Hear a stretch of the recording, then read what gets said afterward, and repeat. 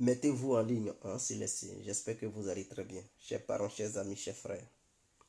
Voilà, ça fait un bon moment, hein. On ne s'est pas mis encore en ligne, donc on se remet en ligne aujourd'hui. Mettez-vous en ligne, mettez-vous en ligne, mettez-vous en ligne, on s'est laissé en même temps. Connectez-vous, connectez-vous, connectez-vous, on s'est laissé. En même temps, mieux. Connectez-vous, connectez-vous, connectez-vous, connectez-vous, connectez-vous. Voilà, connectez-vous, on s'est laissé. Connectez-vous, on va se laisser en même temps. Partagez le direct, partagez le direct, partagez le direct, partagez le direct, partagez le direct. Invitez vos amis, hein, à s'abonner massivement sur JJ Complet. Donc, abonnez-vous massivement. Toutes les personnes qui se mettent en ligne pour regarder, celles qui vont regarder plus tard le direct, n'hésitez surtout pas à vous abonner. Quel que soit l'endroit d'où vous venez, quelle que soit la nationalité, abonnez-vous. Avec l'incontournable guerre complet, il n'y a pas histoire de différence entre nationalités. Que tu sois européen, africain, américain, asiatique, russe, et j'en passe, il faut t'abonner, mon frère et soeur. Abonne-toi. Voilà, on va se laisser en même temps. Le samouraï noir, big up à vous, Maman Kadi, big up à vous, Bill, Bauken, big up à vous, Bernie Prince, big up à vous. Connectez-vous, connectez-vous. Et n'hésitez surtout pas à me donner mes étoiles, hein. Pour toutes les personnes qui aimeraient bel et bien donner des petites étoiles, n'hésitez surtout pas à donner les étoiles. Mario Zagallo, big up à vous. Olive Quadio, big up à vous. Alors donc nous allons aller droit au but sans trop tarder. Bonsoir, bonsoir à tous et à toutes. Pour tous ceux qui ne me connaissent pas, je suis l'incontournable guerre complet tout terrain, l'homme dont on parle, qui n'a pas froid aux yeux, l'homme qui ne marche pas sur moi. Vous pouvez aussi m'appeler devant la vie. L'homme n'est rien, gouverneur italien, docteur Modon, appelez-moi Boum, laisse-moi mourir 5 heures plein droit, El Padrino Camari des la Moudia. Alors nous voilà à nouveau devant cette caméra pour alerter les Africains qui aiment bel et bien les femmes européennes. Faites très attention envers les femmes ukrainiennes, c'est très important. Oui, faites attention, chers parents, chers amis. Voilà, parce que je vois qu'il y a beaucoup de filles ukrainiennes qui viennent en Europe et d'autres Africains pensent que bon, ça c'est un pain béni. Non, faites très attention, tiens. Faites très attention parce que le sida se balade. Oui, le sida, le VIH-sida, hein, se balade. Et je pense qu'en Ukraine, ça devient insupportable.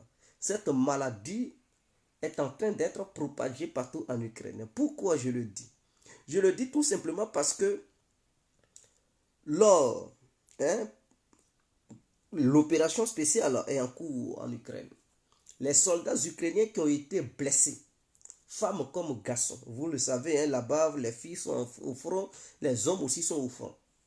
Donc, femmes comme garçons, tous ceux qui ont été blessés, qui manquaient de sang, sachant bel et bien que les hôpitaux ukrainiens manquaient maintenant de sang pour pouvoir aider les soldats ukrainiens qui se sont vus blessés, qui manquent de sang. Ils ont demandé une aide à l'UE, c'est-à-dire l'Union européenne. Hein? Et l'Union européenne, en guise de trucs de soutien, a décidé d'envoyer 62 000 litres de sang. Donc, écoutez-moi très bien, 62 000 litres de sang. Mais ce sang ne vient pas uniquement de l'Europe, parce que d'après mes sources, l'UE a pris une partie du sang en Afrique, une partie du sang en Europe. Et ce sang, sans être analysé dans la précipitation, l'Union européenne a envoyé ce sang aux Ukrainiens. C'est-à-dire qu'ils n'ont pas analysé pour voir si c'est un bon sang, parce que normalement, quand on vous demande de venir donner du sang, alors on analyse le sang de chaque individu. Ils vont catégoriser, hein, le groupe sanguin. Ils vont te dire, bon, ton sang appartient à tel groupe sanguin. Ton sang, est-ce qu'il y a des trucs, il y a des hépatites B, quoi là, tout ça là. Est-ce qu'il y a le VIH, SIDA? Après avoir fini d'analyser tout ça, s'ils constatent que le sang est bon et que ce n'est pas un sang dangereux, il n'y a pas de souci. Ils peuvent mettre ça dans le corps d'un patient. Mais là, dans le cas des Ukrainiens, ils n'ont même pas pris le temps d'analyser ce sang-là. De la manière ils ont obtenu ce sang, c'est de la même manière, ils ont mis ça dans des, comment on appelle ça? Je ne peux pas dire, c'est pas des pochettes, des plaquettes, je ne sais pas. Et ils ont envoyé ça en Ukraine. Donc 62 000 litres de sang. Et les Ukrainiens ont injecté ça dans le corps, hein, de leurs combattants, femmes comme garçons. Et c'est suite à ça, certains médecins ont dit, bon, ils vont analyser les sangs là quand même, pour voir.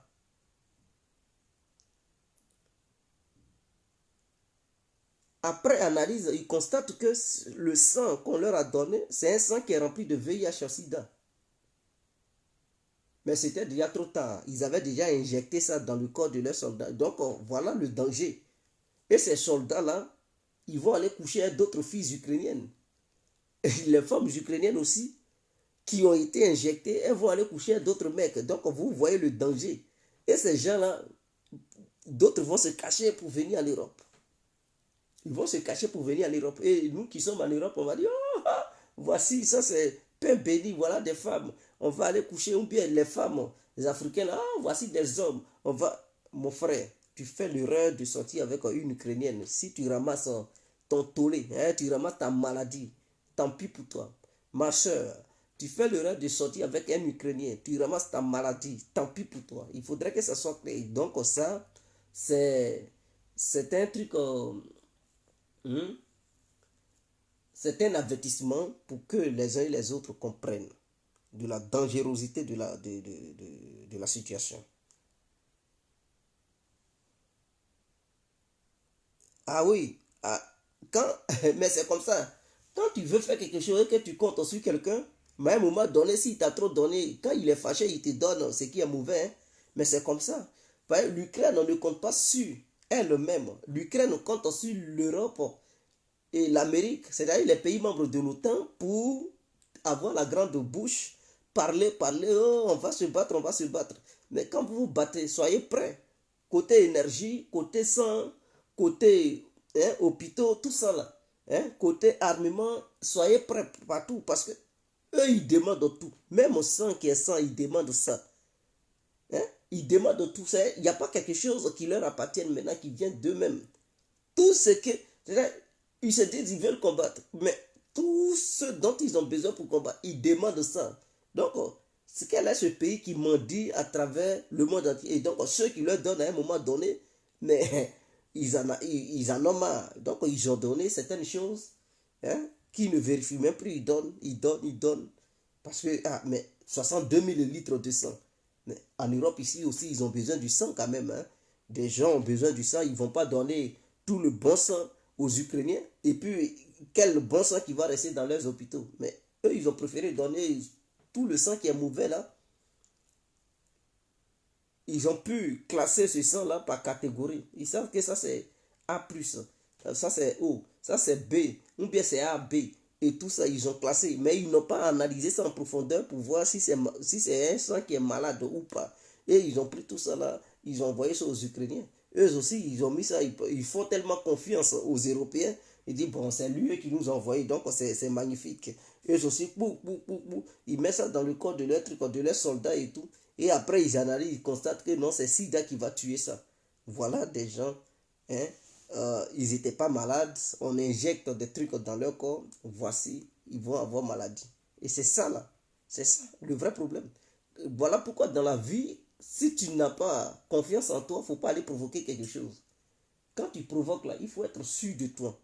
Il faut te dire, parce que quand on fait la guerre, c'est plusieurs volets. Hein. Il y a l'économie, il y a l'énergie, il y a les armes, il y a les soldats, eux-mêmes, il y a le moral, il y a tout ce qu'on appelle, comment on appelle,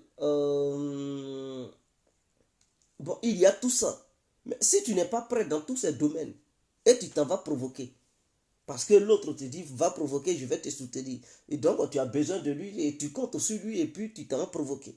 Maintenant, quand c'est chaud maintenant, tu demandes n'importe quoi, mais lui, il va te donner tout ce qu'il a envie de te donner. S'il avait pour ambition de détruire ta nation, il te donne certaines choses sans même t'avertir. Et puis, il te neutralise petit à petit. Donc, je pense que les mercenaires... Oh, n'écoutez pas les médias. Ce que je sais, c'est que les Américains viennent de déployer des forces américaines sur le territoire ukrainien. Ils ont évoqué l'objectif, ils ont dit non, ce sont les armes occidentales qui arrivent en Ukraine qui ne sont pas contrôlées et que des bandits prennent ces armes pour faire du trafic d'armes. Parce que il n'y a pas si longtemps, la Suède et la Finlande hein, avaient découvert au moins des armes provenant des trucs de l'Ukraine. Et ces deux pays avaient signalé à leurs collègues européens pour dire non, c'est un danger pour la sécurité de leur pays parce que ces armes tombent dans les mains des bandits, des gangs, hein, qui ont des liens en Ukraine et qui ont aussi des liens en Suède et en Finlande. Et donc, l'UE n'a qu'à faire quelque chose. Donc, ce prétexte a été utilisé par l'Amérique qui a envoyé des forces sur le territoire ukrainien pour dire, bon, ils vont traquer tous ceux qui font trafic d'armes. Mais on sait que ces forces qui sont parties là-bas ne vont pas rester là en train de traquer seulement. Ils s'en vont en guerre. Ils vont aller se mettre dans la guerre. Donc, voici un peu. Maintenant, concernant la Biélorussie, il y a des saboteurs qui ont été formés dans les pays de l'OTAN, de l'UE. Donc, les pays membres de l'OTAN, en Lituanie, il y a la Lituanie, l'Estonie, la Pologne, ce qui est dans les pays baltes. Ils ont formé des Biélorusses parce que suite aux élections de la Biélorussie entre Loukachenko et les autres opposants, quand Loukachenko a pris le pouvoir, beaucoup de Biélorusses avaient fui le pays. Donc ces Biélorusses-là, l'OTAN les a formés. Les pays membres de l'OTAN les ont formés et leur ont demandé de repartir en Biélorussie en fait. Donc ils les ont laissés et ils ont dit bon, ils veulent repartir dans leur pays. C'est normal, c'est leur pays. Mais en rentrant dans leur pays, ils ont déjà suivi une formation de sabotage en fait. L'objectif, c'est de déstabiliser le pouvoir de Loukachenko. Et qu'est-ce qu'ils veulent faire? Ils prévoient de faire quoi? En fait, d'après les informations, ils veulent attaquer ces gens qui ont été formés par les pays membres de l'OTAN. Ils veulent attaquer la Lituanie. Ils veulent lancer une attaque contre la Lituanie depuis le territoire biélorusse envers la Lituanie. Objectif, attaquer la Lituanie et faire comprendre à la presse internationale que c'est Moscou qui est en train d'attaquer ses voisins, qui est en train d'attaquer les pays membres de l'OTAN. Et donc, les Américains ont envoyé un renfort en Pologne et la France a envoyé aussi un renfort en Lituanie, les Américains, ainsi que d'autres pays. Objectif, quand la Lituanie sera attaquée, ils vont dire la Biélorussie et la Russie attaquent la Lituanie, un pays membre de l'OTAN. Donc, eux aussi, ils vont riposter, ils vont rentrer en guerre contre la Biélorussie parce que leur stratégie est claire. Il faut tout faire pour arracher la Biélorussie à la Russie, en fait. C'est-à-dire, il faut tout faire pour empêcher la Russie d'avoir une influence sur la Biélorussie. Et donc, pour eux, si Loukachenko perd le pouvoir, alors ils feront tout pour mettre une marionnette qui sera à la solde de l'UE. Et ils vont dire, bon, on va vous aider, rejeter les Russes, ne causez plus avec les Russes, et ils vont les transformer en anti-russes de la manière qu'ils ont fait aux Ukrainiens. Est-ce que vous comprenez? Donc, c'est ce qu'ils visent. Donc, ils veulent une guerre. Ils veulent une guerre. Et comme la Biélorussie avait des informations sur ça, voilà pourquoi la Russie a envoyé un renfort en Biélorussie. Et la Russie, Poutine a fait comprendre à Loukachenko que si la Biélorussie est attaquée, il n'a qu'à considérer comme quoi c'est la Russie qui vient d'être attaquée. C'est-à-dire, si l'OTAN attaque la Biélorussie, Loukachenko n'a qu'à se mettre en tête que attaquer la Biélorussie, c'est comme attaquer la Russie directement. Et donc, il lui a fait comprendre ça. Et Loukachenko a dit ok, donc il est rassuré. Et les avions, les MiG, les Sukhoi 24 biélorusses ont été modifiés pour transporter les armes nucléaires. En ce moment où je vous parle, en Moscou, ils sont là préparer les abris nucléaire et ça devrait être prêt d'ici le 15 de ce mois. Donc, tous les abris nucléaires et tout qui sont dans les différentes villes de la Russie sont en train d'être préparés. Donc, ça devrait être prêt d'ici le 15 novembre. Voilà. Donc, ce n'est pas seulement en Russie, hein. Dans les autres pays, ils préparent aussi ça. Dans les autres pays, ils préparent des abris nucléaires. Donc, ce n'est pas seulement en Russie. Et donc, il y a des choses qui bougent. Il y a des choses qui bougent. Donc, on est là, on regarde. Hein, on est là, on regarde et on va voir ce que ça va donner dans les jours à venir. Oui, Estonie, Lituanie, voilà, eux, ils veulent attaquer la Biélorussie, en fait. Donc, la Russie a envoyé un renfort avec des avions MiG-31 qui portent des armes Kinjal, hein, pour avoir la capacité de pouvoir riposter au cas où la Biélorussie est attaquée. Ils vont frapper des bases militaires, des trucs de l'OTAN, parce que l'OTAN a mis des systèmes de défense hein, perfectionnés dans les pays limitrophes pour faire, comment ils appellent ça même, une défense complète et tout. Donc la Russie a envoyé beaucoup de missiles de Kinjal avec des avions. Hein, ces missiles volent au moins à 10 000, 11 000 km/h. Donc ce sont des missiles que les boucliers antimissiles des pays membres de l'OTAN ne peuvent pas intercepter. Donc c'est très important. Ils ont envoyé beaucoup là-bas hein, des MiG et avec des militaires russes et des Tchétchènes pour, pour renforcer la sécurité des trucs de la Biélorussie. C'est très important. Donc voilà. Alors, il y a d'autres qui me demandent qu'est-ce qui se passe dans la région de Kherson. Ne regardez pas les médias qui font des tapages et tout. Poutine a été clair dans ces temps-ci. Parce que les gens demandent pourquoi les gens ils quittent là-bas et tout. Non seulement vous devez comprendre que la ville de Kherson, la région de Kherson plutôt, la ville elle-même, elle est à côté même, au bord du fleuve, le Dniepr. Est-ce que vous comprenez? Et sur ce fleuve, en amont, il y a un gros barrage. Et le barrage, quand il est rempli, c'est des milliers de mètres cubes que ça comporte.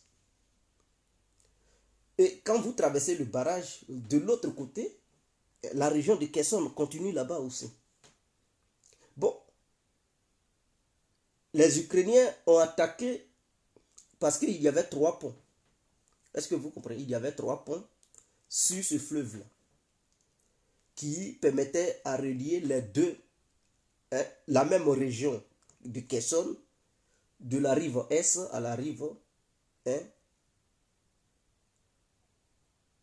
ouest de la région. Donc est, ouest et tout. Ils ont bombardé ces 3 ponts. Et donc la traversée, hein, pour traverser, ceux qui sont de l'autre côté, pour traverser c'est difficile en fait. Et ceux qui sont de l'autre côté pour traverser c'est difficile. Puisque les ponts ne sont plus là et si tu as un véhicule, tu ne peux pas voyager. Et donc qu'est-ce que les Russes font? Ils ont des bacs. Hein, eux-mêmes, parce que chaque armée du monde a des trucs. Donc, ils mettent ça sur le fleuve et ils permettent aux gens de faire traverser leurs véhicules, ils permettent aux gens et tout. Donc, ils ont vu que les Ukrainiens, ils avaient eu une stratégie. Puisque la région de Kherson est sous le contrôle russe, quelle est la stratégie de la Russie de détruire le barrage? Si la Russie détruit le barrage, l'eau là, ça ne va pas aller détruire les forces ukrainiennes qui sont de l'autre côté, hein, au-dessus du barrage, qui sont de l'autre côté, en amont même du barrage. Si le barrage est détruit, l'eau, hein, la puissance, le courant d'eau, ça va frapper la ville de Kherson et les environs de la ville de Kherson, c'est-à-dire la région de Kherson. Donc ceux qui vont subir les conséquences, ce sont les habitants de Kherson et l'armée russe qui se trouve là-bas. Est-ce que vous comprenez? Et même la Crimée peut subir les conséquences. Parce que c'est grâce à ce barrage que la Crimée reçoit de l'eau. Donc si le barrage est détruit, le courant d'eau hein, que ça va provoquer, non seulement ça va tuer des gens, ça va emporter des habitations et ça va avoir des dégâts sur la Crimée. Alors les Ukrainiens, leur point stratégie et les Européens, dans leur stratégie, ils veulent non seulement détruire le barrage. En détruisant le barrage, de la manière, la puissance d'eau, ce que ça va provoquer, ça va faire que même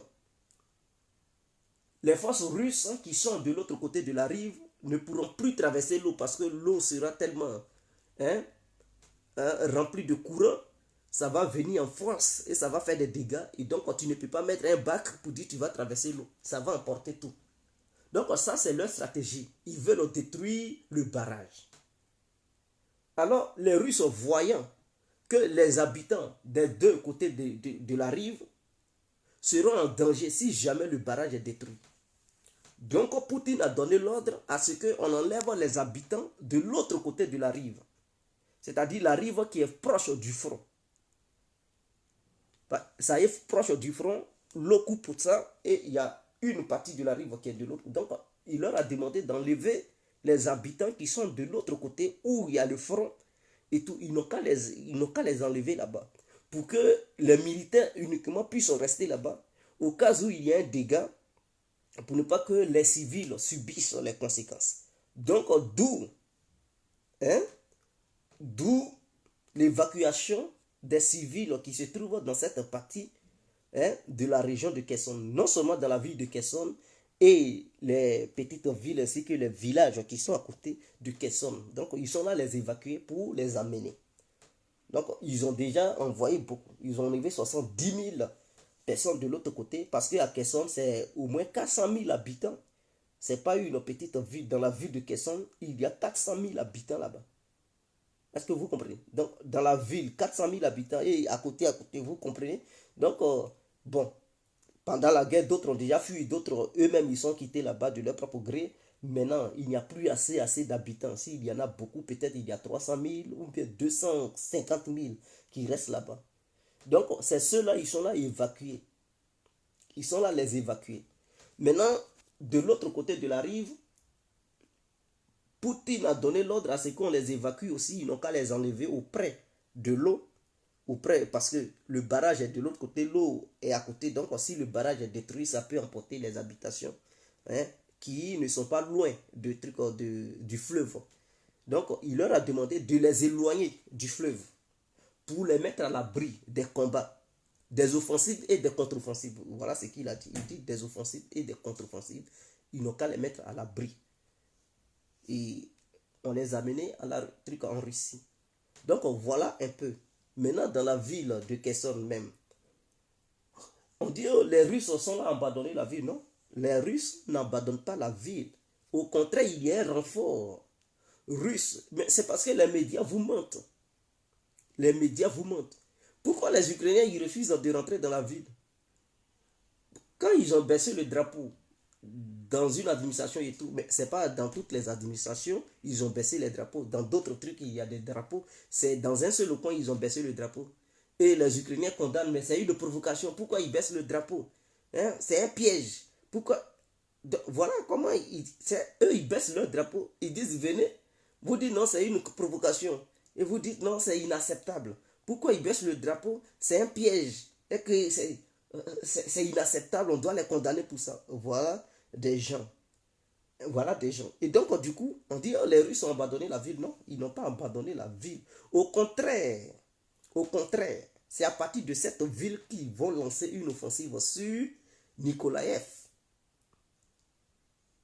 Et donc, les 300 000 personnes qui ont été recrutées lors de la mobilisation partielle se forment en ce moment. Il y a déjà 82 000 qui sont déjà prêtes, qui ont rejoint certains points stratégiques. Voilà pourquoi dans le Donbass, il y a une petite offensive russe là-bas. Mais ce n'est pas la vraie offensive de grande envergure. Donc il y a eu une petite offensive vers le Donbass. Même la ville du Gleda a été encerclée. Les Russes ont encerclé ça. Et les Ukrainiens sont là-bas. Ils ne savent pas comment faire. Ils sont là à gagner du terrain. De l'autre côté, à Donetsk, les Russes sont là à gagner du terrain. Est-ce que les médias vous parlent de ça? Ils ne vous parleront jamais de ça. Ils vous parlent de Kherson, mais ce n'est pas à Kherson seulement, il y a la bataille. Il y a la bataille dans le Donetsk. Et les Russes sont en train de gagner du terrain chaque jour qui passe. Ils sont là libérer même la région de Donetsk totalement. Il y a Lugansk et Donetsk, ils sont là libérer ça. Ils ne vous parleront jamais de ça. Ils vont dire, oh, la Russie, l'armée russe, non. Mais ils gagnent du terrain. Qui parle de ça? Et ils ont aussi un peu gagné du terrain dans la région de Kharkiv. Ils ne vous parlent pas de ça. Toujours c'est Kherson. Mais Kherson là, on dit, oh, la Russie fuit, les soldats russes. Mais pourquoi, depuis qu'ils disent, il y a une offensive sur Kherson, les soldats russes ont fui, mais depuis là, ils n'ont pas encore pris Kherson. Depuis là, c'est-à-dire, la Russie était en infériorité numérique, c'est-à-dire en matière de soldats. Mais malgré ça, les Ukrainiens n'ont pas pu profiter pour prendre Kherson.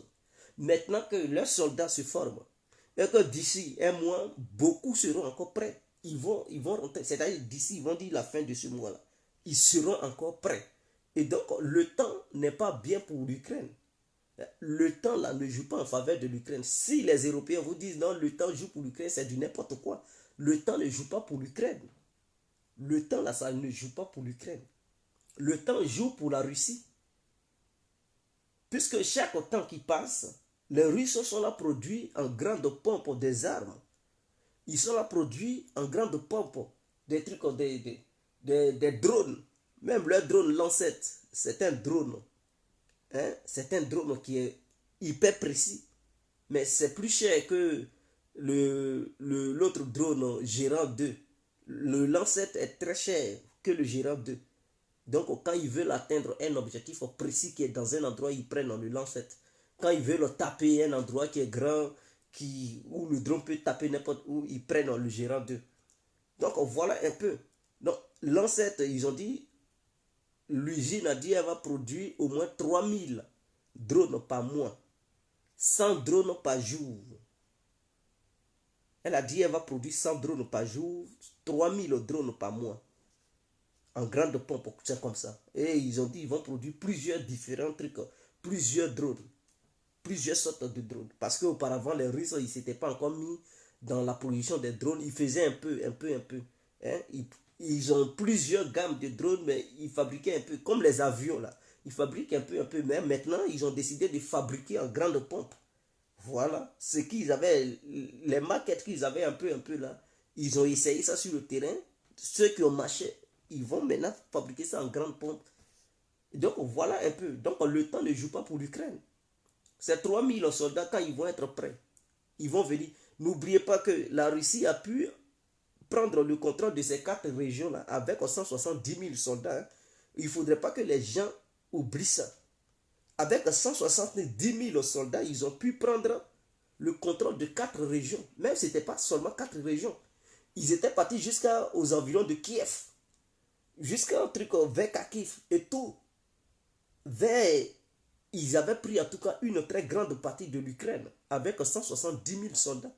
Jusqu'à ils ont réduit leur prise. Jusqu'à ils se sont concentrés maintenant vers le Donbass et le sud de l'Ukraine avec 170 000 soldats. Maintenant qu'il y a mobilisation, 300 000 soldats. Sans compter,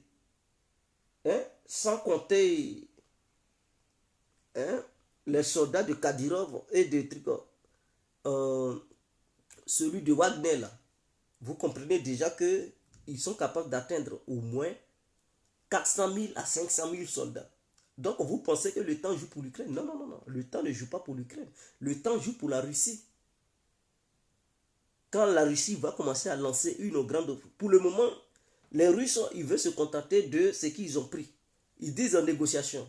Les Ukrainiens, les Européens, les Américains, ils disent non, on ne veut pas.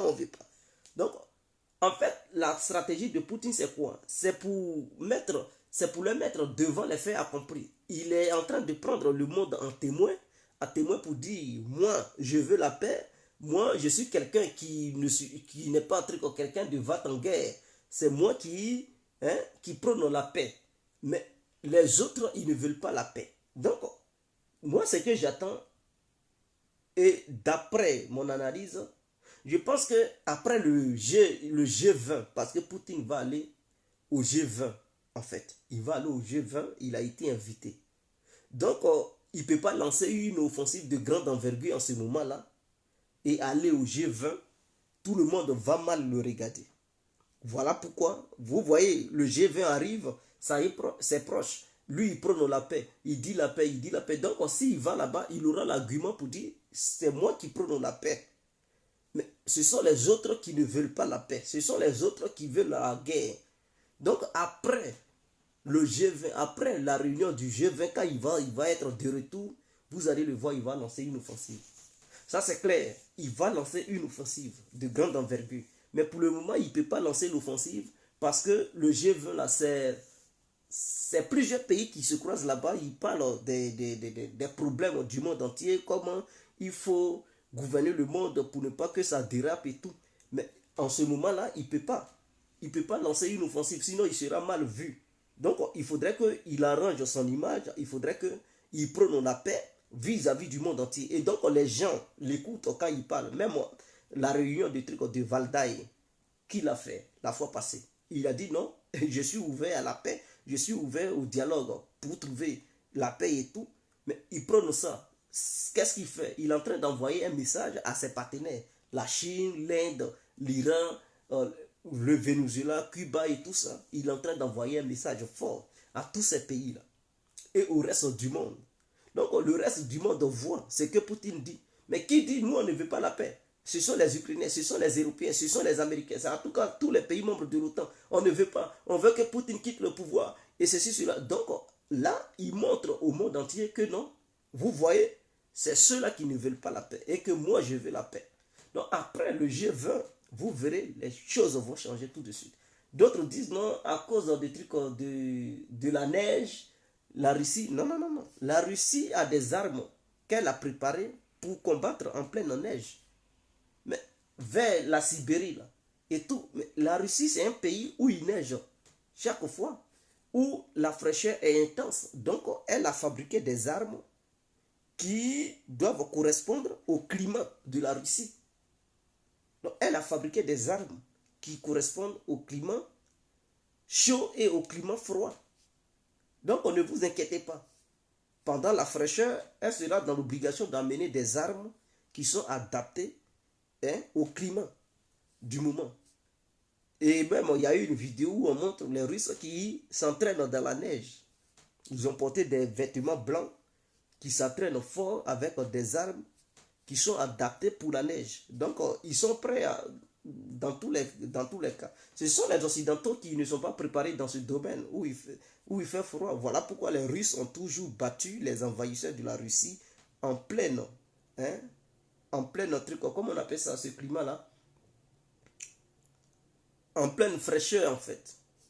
Voilà, ils ont toujours battu les envahisseurs. Napoléon peut le dire, les Allemands aussi, ils le savent. Demandez aux Turcs, ils le savent aussi. Et tout, demandez les Polonais.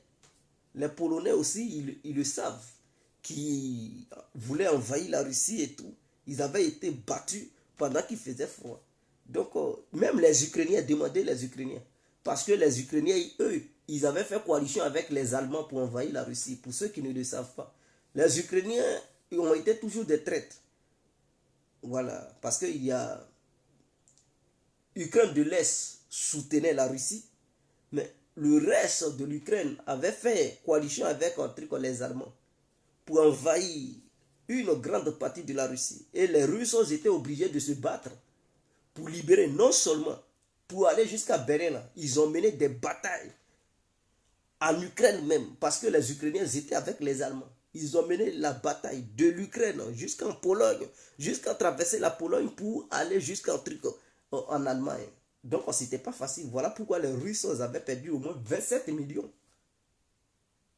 Ah oui, c'était pas les Allemands seulement. Ils ne faisaient pas face aux Allemands seulement. Ils ont fait face à plusieurs résistances, c'est-à-dire l'Ukraine, la Pologne et tout. Donc, il fallait traverser ces pays-là. Il fallait mener la guerre pour traverser tous ces pays-là avant d'atteindre l'Allemagne elle-même. Donc, ce n'était pas facile. Donc, à chaque fois qu'ils avançaient, ils perdaient des milliers de soldats. Ils perdaient des milliers de soldats. Ils perdaient des chars. Il fallait se mobiliser, les femmes comme hommes. Ils étaient en train de fabriquer les chars. Et même le Führer, lui-même, il était étonné. Les chars qui étaient alignés parce que les Russes, qu'est-ce qu'ils ont fait? Ils ont déplacé leurs usines pour aller, ils ont envoyé ça vers la Sibérie pour fabriquer leurs armes, pour ne pas que leurs usines tombent dans les mains des trucs des Allemands. Donc c'est ce qu'ils avaient fait. Et de là-bas, ils ont fabriqué des chars. C'est là les hommes de Staline ont vu le jour.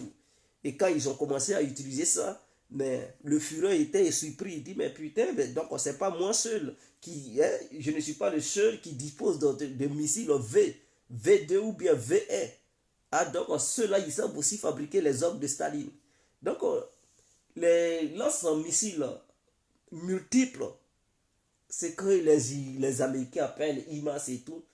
Les Russes ont été les premiers à fabriquer les lance-missiles multiples. Ils ont été les premiers dans l'histoire à fabriquer ces gendarmes. Après ça, les autres pays ont suivi. Donc, c'est leur spécialité, c'est leur domaine. Si on parle de lance-missiles multiples, les Russes ont été, hein, les Soviétiques ont été les premiers à les fabriquer. D'ailleurs, les premiers qu'ils ont fabriqués, on appelle ça les orgues de Staline. Ça a été les premiers lance-missiles. Hein, lors de la Deuxième Guerre mondiale. Les Américains n'avaient pas ça, les Européens n'avaient pas ça. Voilà. Les Allemands, eux, ils avaient des missiles, les V-trucs, mais ce n'était pas des lance-missiles multiples. Voilà. C'était un seul missile, ils pouvaient lancer ça, un truc. Et les Russes ont été les premiers à fabriquer ça. Donc, c'est leur domaine. Ils connaissent ça. Voilà pourquoi ils ont plusieurs gammes. Il y a Ouragan, il y a Grad, il y a Smash et tout. Les Américains, eux, ils ont quoi? Ils n'ont que AIMAS, AIMAS, AIMAS. Ils ont une seule truc. Les Français, ils ont pour eux et tout. Les Russes ont plusieurs trucs. Voilà, il y a Thor. En Russie, il y a Thor. Hein? Thor, quelque chose. Il y a Smash, il y a Grad, il y a Ouragan, il y a plusieurs sortes de gammes de missiles, de trucs. Donc, eux, ils ont tout ça. Ne vous inquiétez pas pour eux.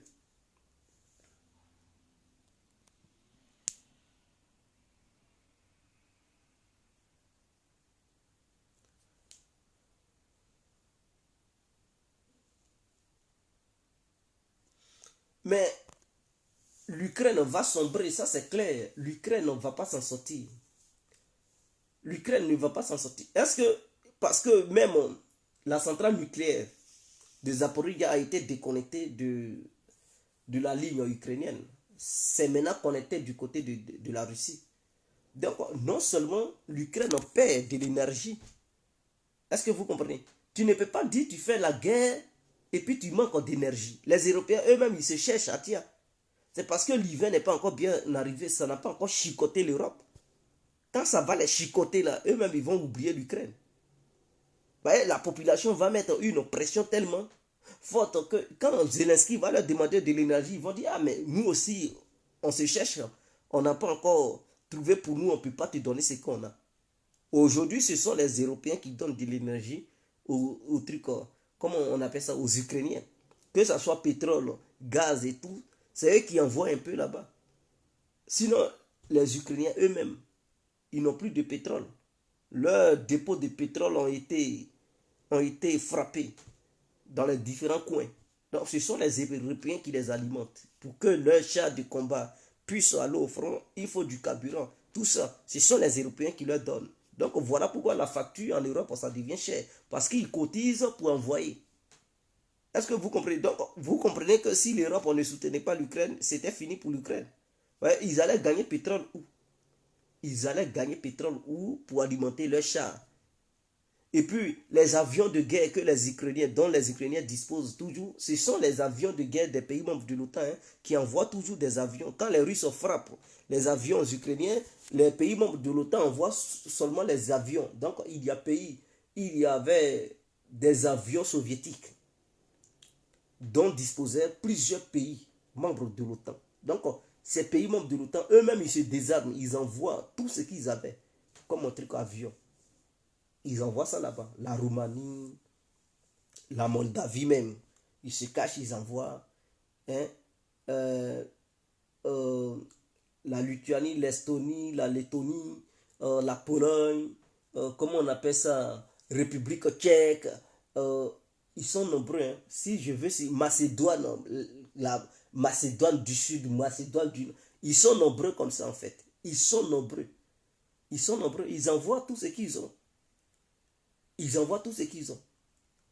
Et quand on dit, ah, mais la Russie n'arrive pas. Et ils envoient des systèmes de défense anti-aérienne. L'Allemagne envoie, l'Amérique envoie, l'Italie envoie, la Suède envoie. Donc voilà, la Russie fait face à une coalition globale. Et puis ils disent non, eux ils ne sont pas dedans, ils disent non. Et après ce sont les mêmes là, oh les Russes n'arrivent pas à prendre le contrôle de l'espace aérien ukrainien.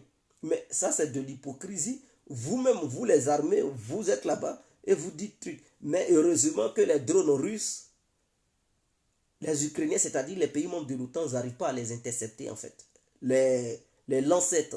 Les lancettes, ce sont des drones qui sont comme des missiles, mais dont leur tête tourne à 180, hein, 10 degrés. Ils ont leur tête qui tourne et tout. Donc on s'est chargé de... C'est un drone qui pèse 50 kg. Hein, une charge de 50 kg. Voilà. Donc ce sont des drones qui sont hyper précis. Hyper, j'ai dit hyper, ça vole à 300 km/h. Hein, ce sont des drones qui volent à 300 km/h, qui peuvent aller au-delà de 40 km. Et même l'un de ces drones a frappé un navire ukrainien hier, sur la mer Noire. Ce navire, je ne sais pas, ils ont réparé ça. Ça quittait le port d'Odessa pour aller tirer ce truc. Le drone a repéré ça sur la mer Noire, a bombardé le navire. Ce drone est utilisé pour frapper les radars américains que les systèmes de défense qu'ils ont donnés aux Ukrainiens. Mais les drones vont paisiblement, ça frappe les radars sans que les systèmes de défense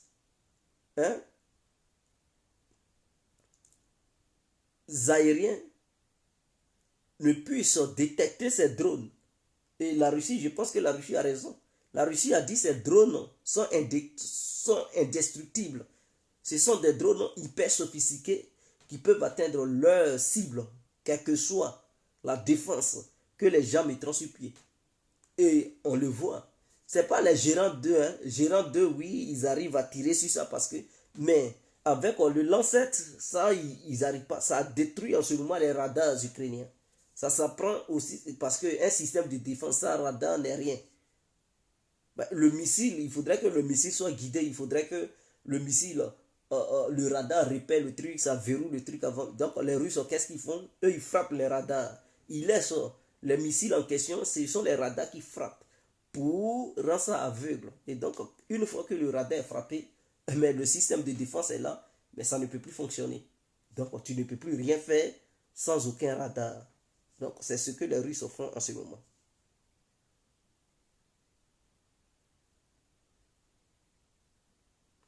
Non, les Ukrainiens n'ont pas pris Kherson. Les Ukrainiens n'ont pas pris Kherson.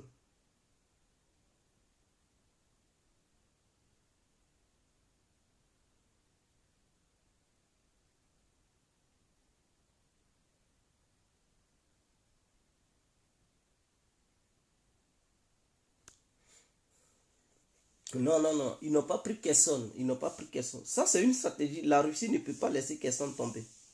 Voilà, ils ne vont pas laisser Kherson tomber. Ce sont les Américains qui disent que non, les Ukrainiens n'ont qu'à continuer à attaquer Kherson, qu'ils sont capables de prendre Kherson et tout. Ils n'ont qu'à dire l'OTAN. Voilà pourquoi l'Amérique a envoyé une division au sein de l'Ukraine en disant que non, c'est pour traquer les armes occidentales qui tombent dans les mains des bandits. Mais en réalité, ce sont des gens qui s'en vont participer à l'opération spéciale. Donc, ne vous inquiétez pas. Kherson n'est pas repris, ne vous inquiétez pas. Kherson n'est pas repris par les Ukrainiens. Kherson est toujours sous contrôle russe. Ça est toujours sous contrôle russe. Ne vous inquiétez pas. Et tout. Voilà, donc c'était le message d'aujourd'hui. Et voilà. Et puis, le soi-disant KGBis, Sergei Girnov, qui, que les médias français invitent, les médias internationaux, qui se jouent, ouais, je suis un ancien espion du KGB. En fait, il n'a jamais été espion du KGB, c'est un menteur. C'est un menteur, les Russes l'ont affiché. J'ai même posté ça sur ma page.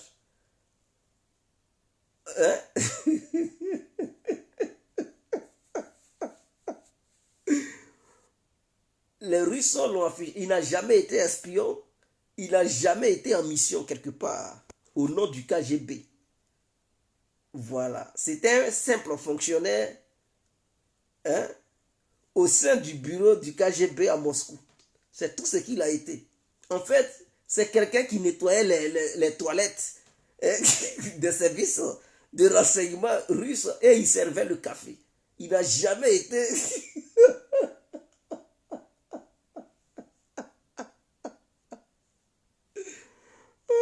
il il n'a jamais été espion. Et même quand il arrivait en Europe, en France, après avoir fini de servir café, après avoir fini de nettoyer les toilettes, il a eu l'argent, il a immigré en France là-bas. Hein? Parce que vous connaissez, il y a beaucoup de Russes qui immigrent en Europe. Hein? Donc il a immigré. Quand il est venu en France là-bas, quand il est venu en Europe plutôt, qu'est-ce qu'il a dit? Il apparaissait sur les journaux, il dit, lui, il se bat pour qu'on reconnaisse son ancien travail en tant qu'espion.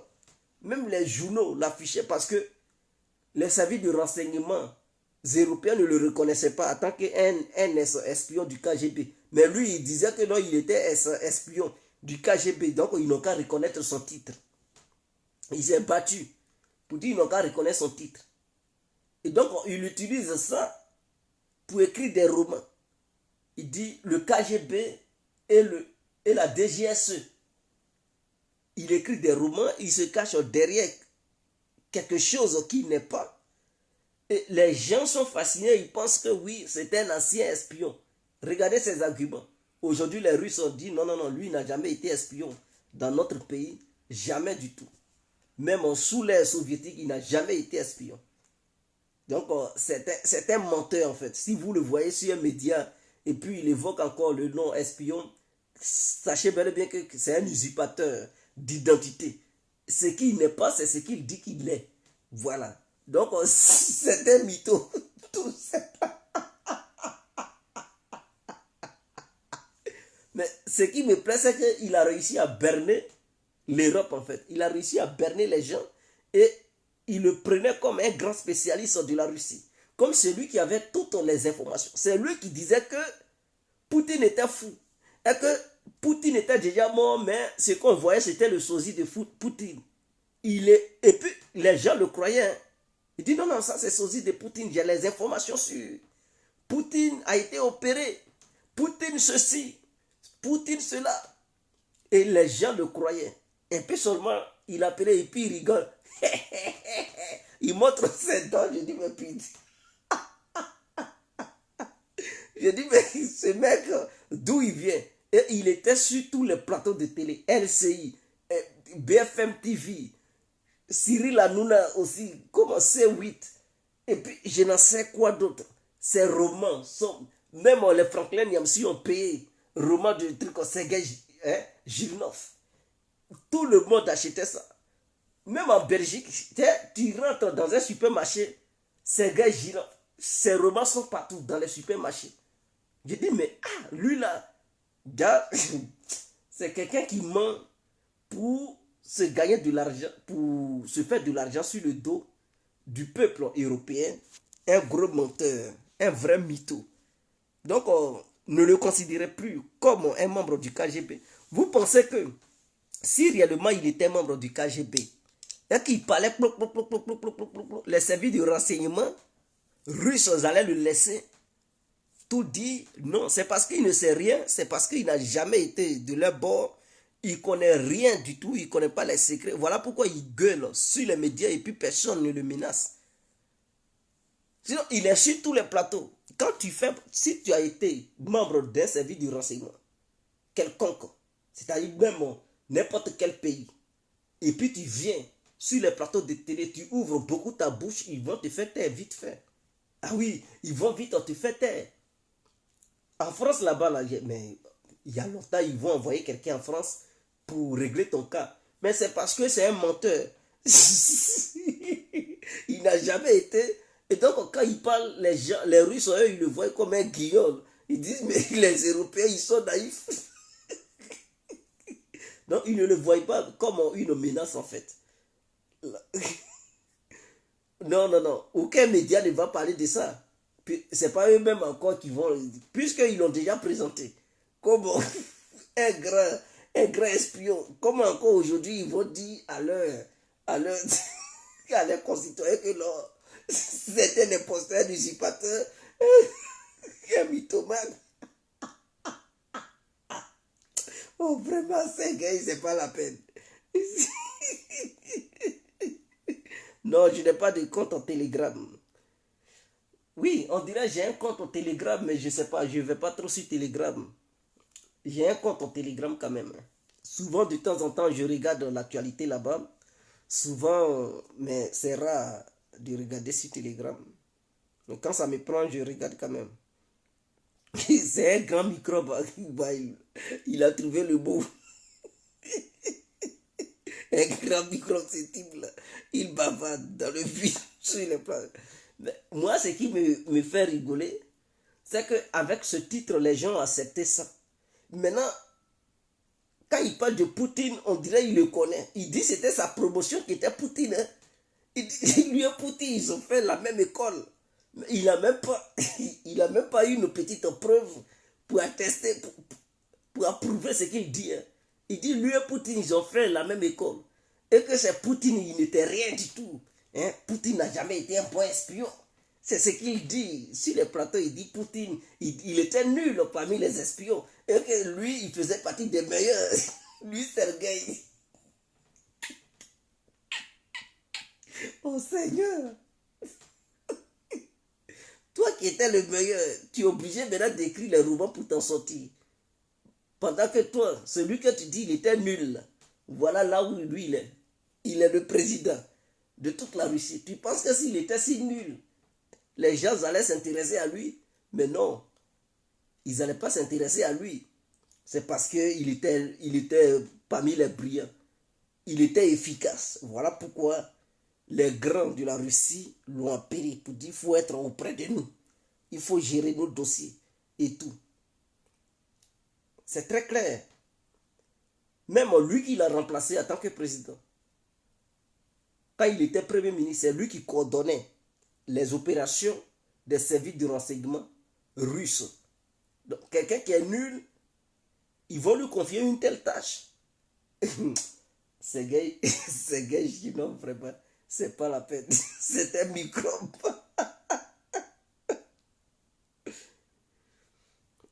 Ange Yannick Wayne.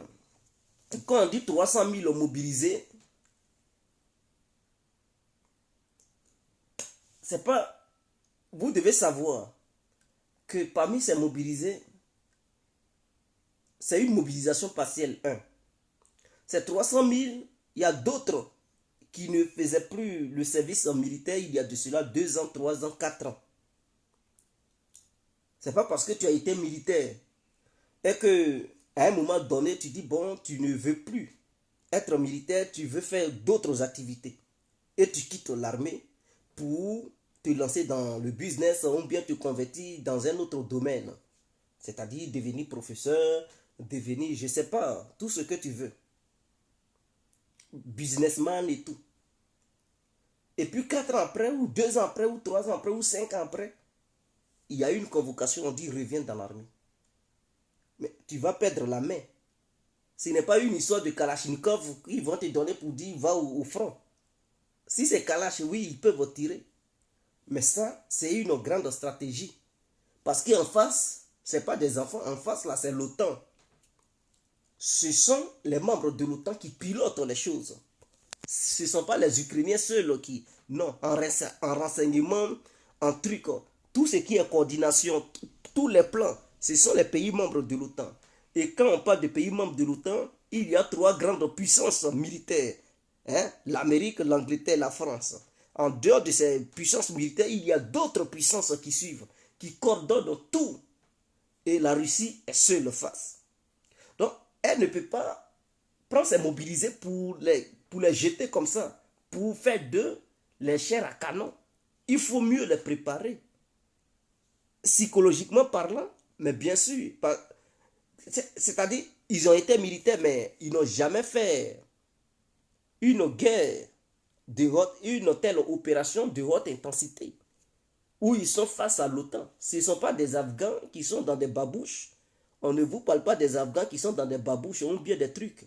Mais non, on vous parle d'une vraie armée. L'autre a avion, toi aussi tu as avion. L'autre a les armes lourdes, toi aussi tu as les armes lourdes parce que les armes sont fournies aux Ukrainiens, les armes à longue portée, tout ce qui, voilà, que ce soit le renseignement et tout. Donc, face à ça, tu ne peux pas prendre tes mobilisés pour dire, bon, comme ils ont été des militaires, bon, vous êtes mobilisés, tenez des armes, allez-y. Non. Et puis, depuis qu'ils ne sont plus en activité, la Russie a fabriqué d'autres armes dont ils ne savent pas utiliser. Ou bien les anciennes armes qu'ils savaient utiliser, peut-être ils ont perdu la main. Il faut les remettre à niveau. Il faut les former psychologiquement parlant. Parce que les bruits d'armes, ce n'est pas une chose de calache. Quand un obus tombe, ça fait douille. C'est quelqu'un qui a quitté l'armée, ça fait 3 ans, 4 ans, 5 ans, 6 ans même.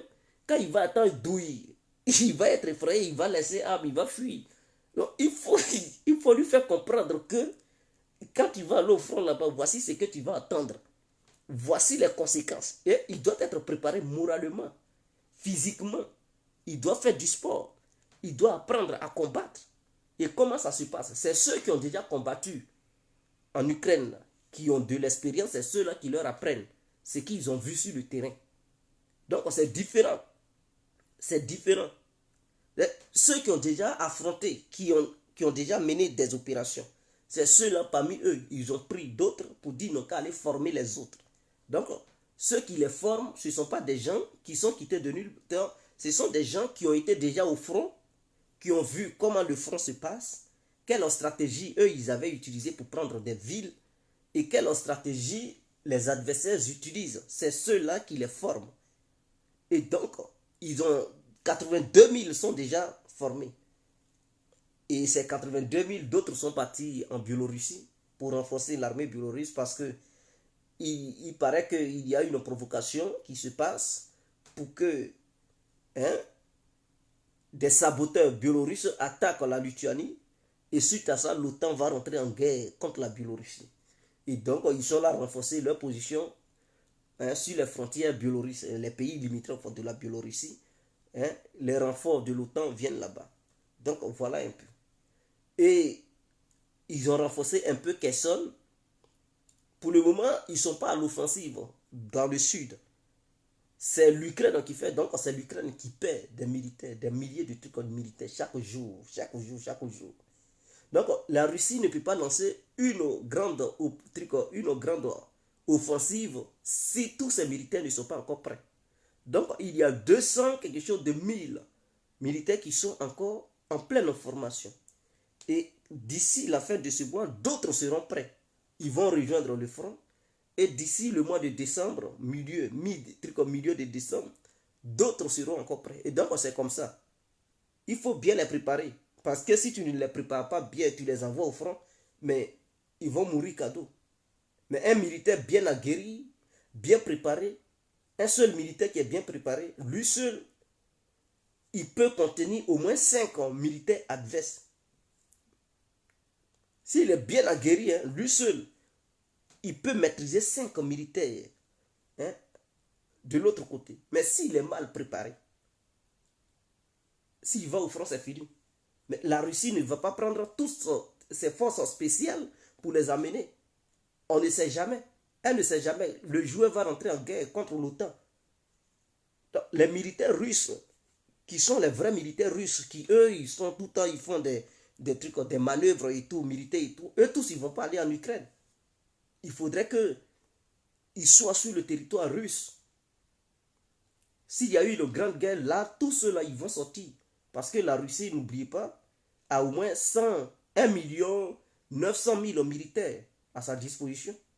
Elle n'a pas encore envoyé de trucs. Elle a pris seulement 170 000. Maintenant, les autres militaires que la Russie veut envoyer, ce sont des gens qui avaient déjà fait leur service militaire et tout. Ils prennent les anciens qui, eux, ils ne voulaient plus faire truc, ils les prennent pour les réformer et les envoyer là-bas. Maintenant, les vrais militaires, ils sont en Russie. Il y a d'autres qui sont en Syrie, dans la base de Tatou et de trucs de la Takiye. Ils sont là-bas. Il y a d'autres qui sont en Arménie. Il y a d'autres qui sont au Kyrgyzstan, les trucs comme ça. Ils ont à peu près des différentes bases.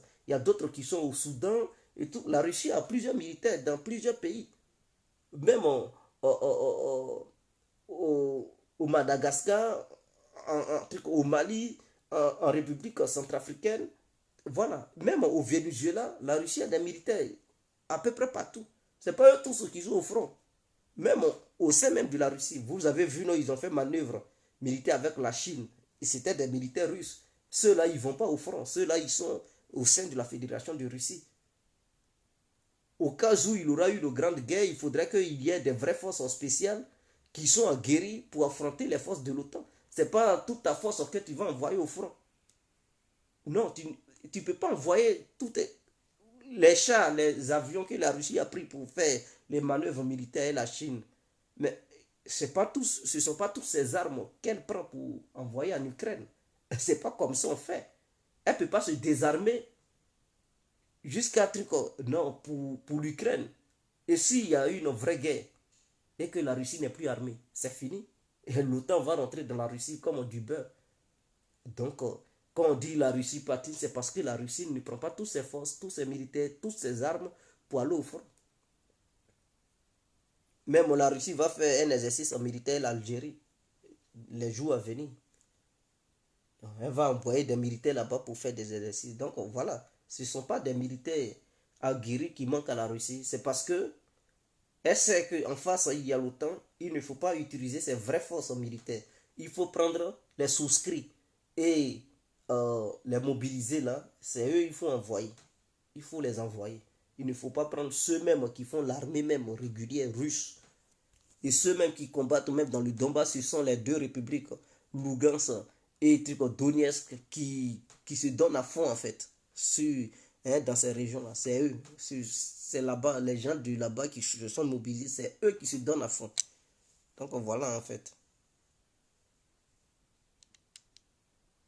Oui, la Russie a repris. Donc les céréales ukrainiennes peuvent maintenant sortir du port d'Odessa pour faire truc. Parce qu'elle a exigé que l'Ukraine signe un document pour dire qu'elle ne va plus jamais utiliser le couloir. Hein, les navires qui transportent du céréal pour attaquer la base de Sébastopol. Donc les Ukrainiens ont signé un document, les Russes ont signé, l'ONU a signé. Au cas où ils violeraient encore ce document, en ce moment-là, la Russie va dire, bon, ils n'ont plus de parole, ils ont signé ce document, mais apparemment, ils continuent de faire leur conneries. Et donc, on ne veut plus du tout. Voilà, donc voilà, suite à ce document qui a été signé, la Russie a décidé de faire truc. Mais elle dit qu'elle va donner au moins combien de mille de trucs, de tonnes de céréales aux pays africains gratuitement. Pas pour acheter, mais gratuitement. Parce que la Russie a fait une cueillette de 100 millions. 100 millions de tonnes de céréales. Est-ce que vous comprenez? 100 millions de tonnes de céréales. Donc, il y a beaucoup de céréales. Elle dit, elle ne sait pas comment faire avec toutes ces céréales. Donc, elle préfère donner aussi à l'Afrique. Elle a donné même au Liban, gratuitement, beaucoup de trucs de blé au Libanais. Parce qu'au Liban, ça ne va pas, ça chauffe. Donc, la Russie a décidé de leur donner beaucoup de trucs de céréales. Au nom de leur truc amitié avec le Hezbollah. Donc, au nom du Hezbollah, la Russie a décidé d'envoyer beaucoup de trucs. Et aussi, elle va donner aussi à l'Asie. Donc, comme ça, les Européens ne vont plus dire, oh, la faim dans le monde. Non, les Russes ont dit, ils vont donner gratuitement. Donc, eux, ils donnent. Ils vont envoyer en Afrique, ils ont déjà donné aux Libanais, ils vont envoyer en Asie. Et si jamais, dans les pays de l'Amérique latine, si ils leur demandent, Venezuela demande, mais ils vont donner. Voilà, donc voilà un peu. Donc, ce que je tiens aussi à vous dire, c'est que le blocus, l'embargo sur Cuba a été levé. Les pays ont voté à l'ONU pour lever l'embargo sur Cuba. Donc, maintenant, les pays du monde ne vont plus respecter l'embargo que l'Amérique avait mis sur Cuba. Donc, les Cubains, ils peuvent maintenant, aujourd'hui où je vous parle, faire du business avec le monde entier. Voilà. Donc, l'embargo a été levé. Cuba n'est plus sous embargo. Parce que plusieurs pays ont voté contre l'embargo. Les Américains ont voté pour. Eux, ils voulaient toujours maintenir l'embargo, mais écoutez, le monde entier n'a pas accepté. Voilà, la grande partie du monde a voté contre l'embargo. Et donc, l'ONU certifie que bon, cet embargo ne doit plus être respecté par tous les pays. Il n'y a que les Américains qui, eux, ils veulent dans leur tête, oh, ils s'en a qu'à être maintenus, mais beaucoup de pays les ont désobéis. Donc, du coup, Cuba n'est plus sous embargo. Je comprends, les Américains ne veulent toujours pas faire quoi que ce soit, mais les autres pays du monde peuvent faire leur business avec Cuba. Donc, c'est une grande victoire pour les Cubains. C'est très important. C'est une grande victoire pour les Cubains. Non, les Russes, c'est pas pour détruire les Ukrainiens, c'est pas pour détruire. Les Russes n'ont jamais voulu. Est-ce que vous voyez la capitale? Ils pouvaient détruire la capitale totalement du côté en se mettant du côté de la Biélorussie. C'est pas loin. Kiev et puis la Biélorussie, c'est pas loin. Ils peuvent rester là-bas et puis pilonner la capitale, détruire tout. Mais non, ils ne le font pas. Ceux qui disent non, ils frappent pour les objectifs civils, ceci, cela, ils tapent les civils. Non.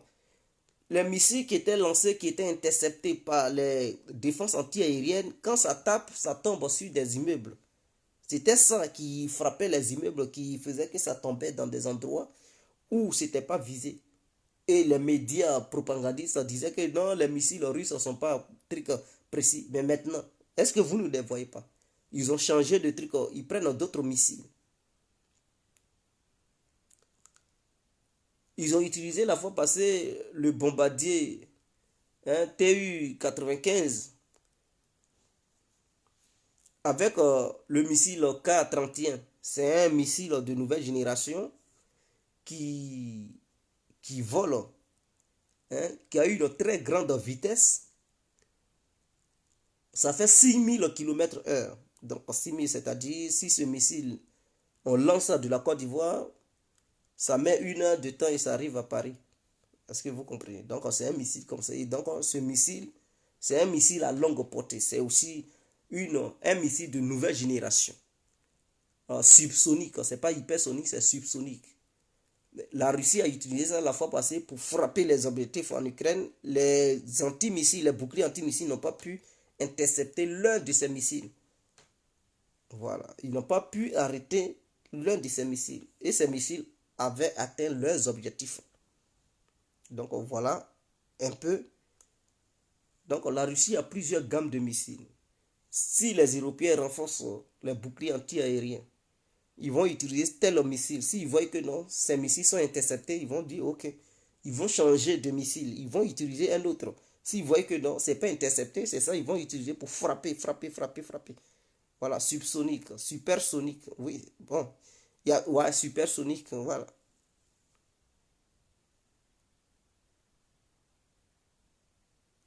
Une minute.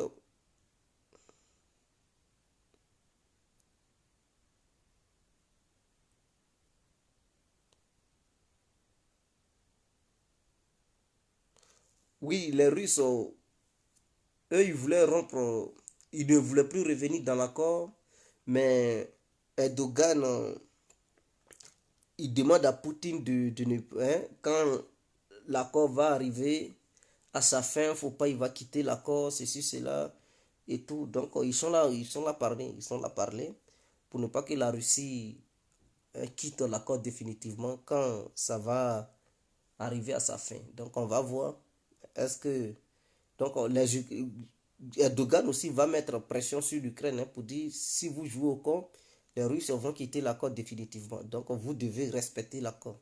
Donc, voilà un peu.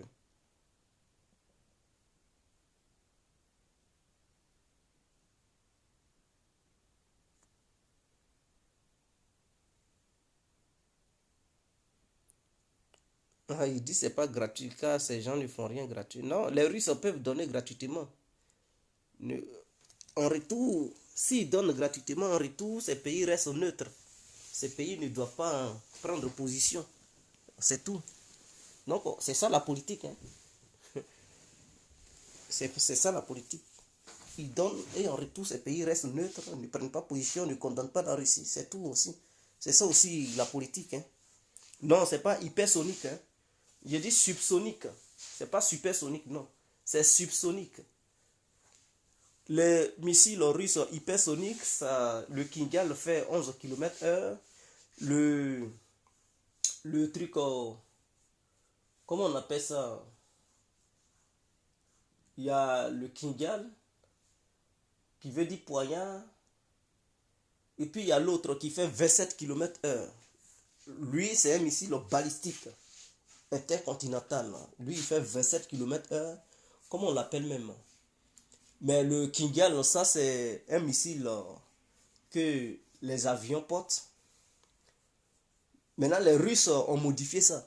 Qu'est-ce qu'ils ont fait? Ils ont fait d'autres versions, deux versions. Ils ont permis, ils ont... Auparavant, c'était l'avion seulement qui pouvait laguer ça. Maintenant, ils ont fait d'autres versions que les sous-marins peuvent lancer. Et même les navires de surface peuvent lancer. Mais aussi, ils peuvent lancer ça sur des plateformes mobiles, c'est-à-dire des véhicules. Peuvent lancer aussi ces missiles. Donc, ils ont créé un Kigal, hein, que des navires, des sous-marins et des véhicules aussi peuvent lancer. Au début, c'était le MiG-31 qui lançait ça seulement. Mais maintenant, ils ont fait plusieurs gammes pour que ça soit des missiles mer, sol, hein, sol, et puis air-sol. Donc, voilà un peu. Non, il y a le Zircon aussi. Le Zircon, ça, c'est un missile, comment on appelle ça? C'est comme le truc, c'est comme le calibre. Mais sauf que lui, il est hypersonique.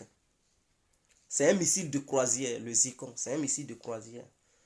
Voilà. C'est un missile hypersonique. Mais les Russes n'ont jamais utilisé ça. Hein. Ils ont ces missiles-là. Est-ce que vous les voyez utiliser Zircon? Ils n'utilisent pas ça. Voilà. Ce sont des armes qu'ils ont gardées pour l'OTAN. Au cas où il y aura une confrontation. Parce que quand je vois la télé, et puis d'autres disent, si la Russie utilise une bombe nucléaire, l'Amérique va détruire totalement la flotte russe de la mer Noire. Comme si les Russes allaient dormir. Quand je les écoute, je dis, mais vraiment, ceux-là, les généraux français, ils sont dans les trucs, dans les émotions. Dans les émotions. S'ils touchent à la flotte noire russe totalement détruite, et qu'ils savent que c'est l'Amérique, les heures à venir, sachez bel et bien que les MiG-31 vont décoller en train de bombarder tous les navires américains qui sont sur la mer. Ils vont attaquer ça en même temps. Voilà. C'est parce que l'Ukraine n'a pas de navires, hein, partout dans la mer et tout. Sinon, si les Américains rentrent en guerre réellement et puis ils commencent à bombarder, ben, les Américains ils sont conscients qu'ils ne peuvent pas aller jusqu'au milieu de la Russie pour bombarder des cibles là-bas. Des défenses antiaériennes vont intercepter leurs avions et tout. Parce que la Russie est immense. Pour aller bombarder au centre de la Russie, partout, pour détruire leur potentiel militaire, il faut te réveiller un bon matin. Ils peuvent bombarder les villes à côté là. Mais pour dire au centre même de la Russie, pénétrer dans la Russie jusqu'à aller au milieu de la Russie pour frapper des cibles là-bas, ça va être trop difficile. Or, les Russes, ils ne sont pas bêtes pour mettre tous leurs avions dans les villes qui font frontière avec les pays membres de l'OTAN. Non, ils vont mettre une grande partie de leur aviation au milieu même de la Russie. Donc, au cas où une grande partie de leur aviation est détruite, mais ils peuvent faire décoller des avions au centre même de la Russie. Et ces avions peuvent aller attaquer des cibles de l'autre côté. Et puis ils viennent les déposer. Et ces avions seront protégés par plusieurs couches de défense anti-aérienne. Donc voilà un peu. Ils ne sont pas bêtes. Allez, si on se laisse, bonne nuit à tous et à toutes. Ciao, c'était l'incontournable, j'ai compris.